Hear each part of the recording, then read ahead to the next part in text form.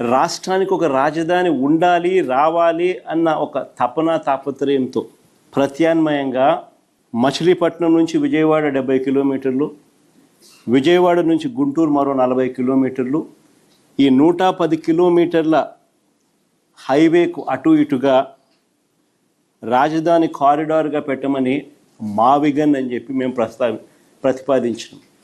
మావిగన్ ప్రాంతంలో ఇప్పటికే మేము మా హయాంలో నాంది పలికిన పోర్టు శరవేగంగా మా హయాంలో పనులు కూడా జరిగాయి.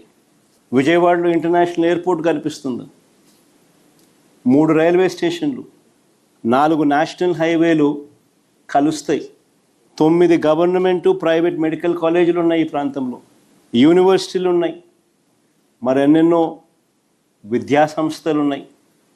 దాదాపుగా 35-40 లక్షల జనాభా ఇక్కడే ఉన్నారు.